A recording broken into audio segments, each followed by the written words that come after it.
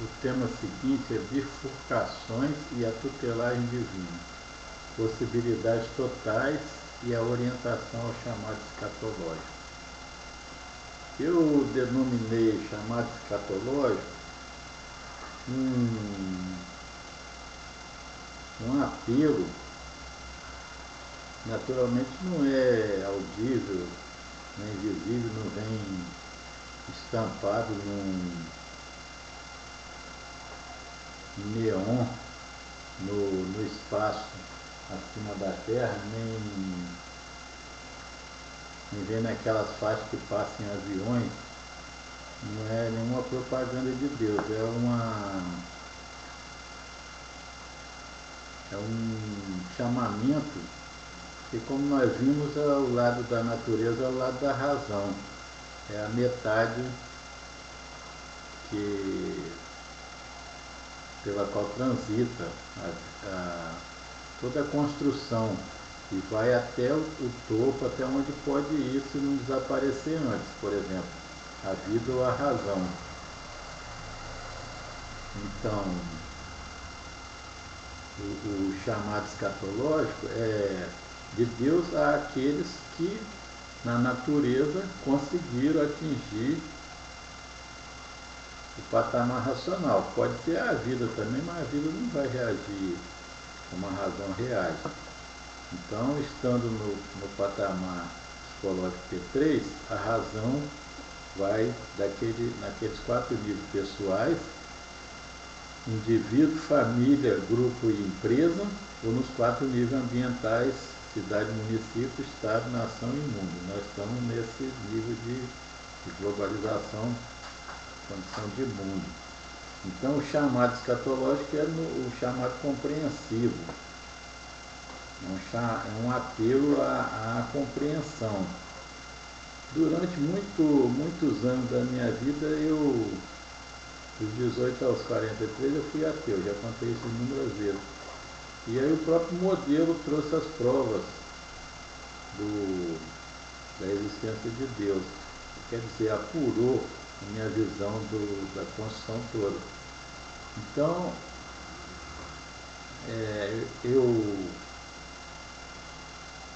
fiquei agnóstico depois ateu porque não existia prova, mas o próprio modelo proporcionou essas provas. E também porque eu tinha raiva do que pessoas, por exemplo, padres e pastores e os religiosos e as igrejas faziam nas igrejas, se apoderavam da igreja ou das confissões e cometiam atrocidades. Não era nem Jesus, obviamente, não era Deus, não era Jesus, não era as instituições, eram as pessoas ali dentro. Mas eu tive bastante raiva. Mas aí a coisa mudou de figura, porque as pessoas, alguns ateus bastante perversos, feito Richard Dawkins e outros, tornaram-se debochados. As pessoas não podem pleitear liberdade só para um braço. As pessoas não podem, um braço não pode sujeitar todo o corpo às necessidades dele. Assim sendo, os evolucionistas estão eminentemente errados ao querer submeter os criacionistas. Como eu já disse, eu criei esses 2 termos: criacionitas e evolucionistas. Evolucionistas seriam aqueles que vieram pela evolução dos 13,73 bilhões de anos até agora, pelo lado da natureza, pelo lado da razão. Vem desses 3,8 bilhões de anos na vida da Terra. E criacionistas seriam aqueles que, segundo a Bíblia, foram criados a partir de Adão e Eva há 6.000 anos, conforme o bispo Usher disse em 4004 a.C., ou seja, uns 6.000 anos. Fazendo as contas com os judeus, dá menos. Eu já fiz as contas. Como já disse, 10 anos de diferença. Então eu fiquei irritado com os ateus debochados, insolentes, irreverentes, pessoas que não tem prumo, não tem postura, não tem dignidade, pessoas que zombam dos outros. Então, vou colocar uma coisa para os criacionistas, porque eles têm se apegado a objetos, inclusive objetos biológicos, por exemplo, a criação de um ser, de um passarinho, de uma coisa, de outra, etc. A questão não pode ser essa, a questão tem que ser a respeito das bifurcações lógicas. Então, daí vem a primeira parte da fala, bifurcações. Essa é que é a questão. Bifurcação diz respeito a dois, ou esse ou esse. Aí 2 elevado a n é uma exponencial, né? 2 elevado a n começa com 2 elevado a 1 dá 2. E aí tem que ver, por exemplo, a questão das portas. Uma porta poderia ser muito estreita, que não desse para passar ninguém, não serviria como porta. Então ela pode ser muito estreita, por exemplo, ter 20 centímetros de largura e a pessoa não consegue passar. Ou pode ser muito larga, ela teria, digamos, 2 metros de largura e a pessoa não conseguiria abrir. Então essa é uma primeira bifurcação. Ela poderia ser insuficientemente alta, 20 centímetros de altura, aí teria que chamar a Alice para beber aquele líquidozinho dela, para diminuir e passar na porta. Ou então ser alto demais, 4 metros de altura, não conseguiria abrir porque esbarraria no teto que só tem 2,70. Então teria que lidar com essas bifurcações. Por exemplo, ela poderia estar trancada, ser porta ainda, reconhecida como porta, mas não abrir. Ela está pregada no lugar, então ela não serviria como porta. Ou ela poderia não ter fechadura, e a fechadura, ou então a fechadura que não teria uma fechadura que não abrisse. Então teria que lidar quantas bifurcações lógicas existem na construção de uma casa. E aí a construção de um navio, a construção de uma nave espacial, a construção de um colibri, a construção de um armazém, a construção de uma ponte, de uma estrada de ferro, e assim por diante, teria que avaliar item por item a presença dos objetos, a presença de todas essas coisas que eu chamei de bifurcação. Então, depois da bifurcação é que vem a tutelagem divina. Então, a minha ideia é que já que Deus e natureza é a mesma coisa, só que nós só vemos, como já foi dito, nós só vemos uma nós só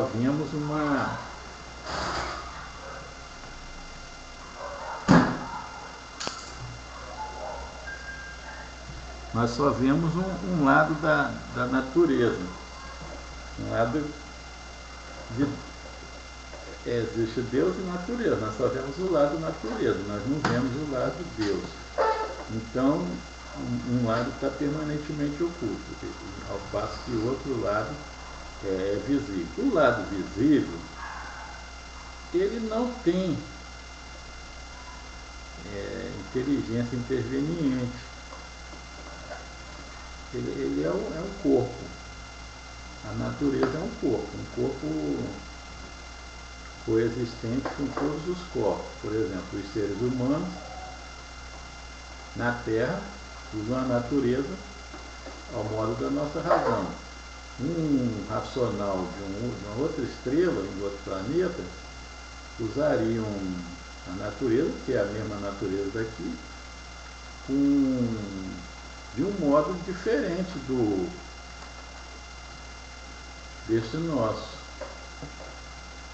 A natureza da Terra, que é a mesma de lá, sofre intervenções da fração da metade inteligente de I. Uma parte é corpo e uma parte é mente de I. Nós somos corpo-mente, e é corpo-mente também. A parte corpo de I é a natureza, a parte mente de I é Deus. Então, evidentemente, a natureza divina interfere no corpo divino, no corpo natural. A mente divina interfere no corpo natural. Então, como achar esses lugares onde a mente divina interferiu no corpo natural? Não é através de olhar e propor isso e aquilo. Porque, como eu já disse, Deus é imperceptível. Ora, o lugar onde a gente pode aproximadamente perceber a presença de Deus é nos lugares de alta potência, é nos locos, né?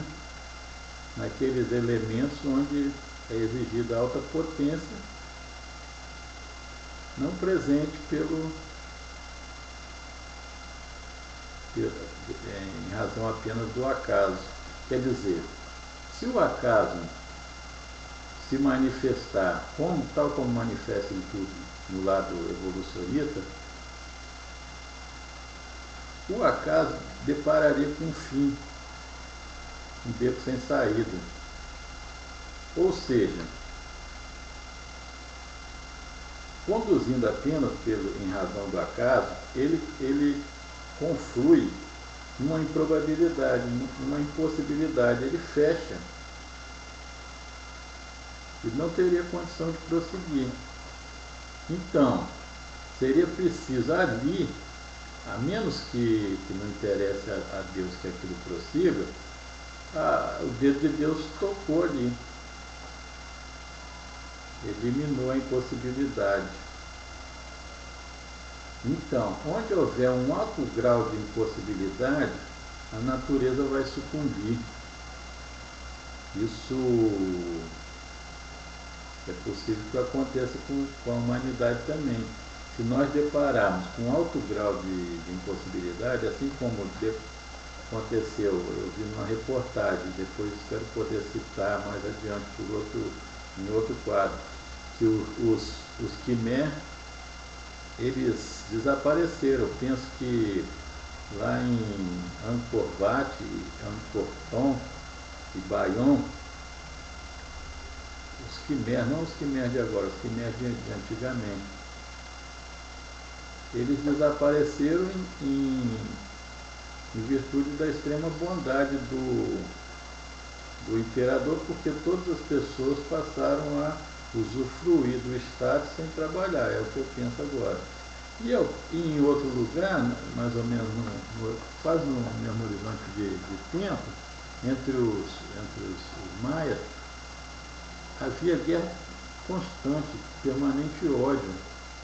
Então, desapareceram pelo motivo inverso. Um negativo do outro, uns bons demais e outros ruins demais. Morticínio, os maias sempre promovendo sacrifício, aquela civilização horrenda. Nem sei se podemos chamar de civilização, aquela conurbação lá, aquela urbanização violenta e vil. Por um motivo, os budistas, primeiro hinduístas, depois budistas, Khmer, através da conversão do príncipe lá deles, desapareceram por outro motivo. Por duas impossibilidades. Então, aparentemente, Deus não interferiu nem num caso nem no outro. Deixou ambas desaparecerem por conta própria. E esse é o modo de provar. Se você tiver um pico exponencial extremamente elevado num ponto, pode ser que sim, pode ser que não, a gente não sabe nada, pode ser que Deus tenha interferido ali para dar um empurrãozinho para frente, como os pais fazem com os filhos, os pais e as mães fazem com os filhos, dá um empurrãozinho para ajudar. Então esse que eu chamo de tutelar divino. Mas só pode ser achado, talvez, se for encontrada um pico potencial, uma probabilidade total tão elevada que presume a existência de ou foi um acidente ou foi diretamente Deus interferindo. Foi uma situação em que nada da razão ou do acaso poderia facilmente ter resolvido. Pode ser que Deus tenha interferido em favor da gente em algum momento. Então é isso que eu digo. Achar primeiro, fazer os mapas de bifurcações, que vai levar um tempo considerável para não se cair em erros lógicos de aceitar ou negar tal ou qual construção como pertencente a nível mais ou menos elevado de potência.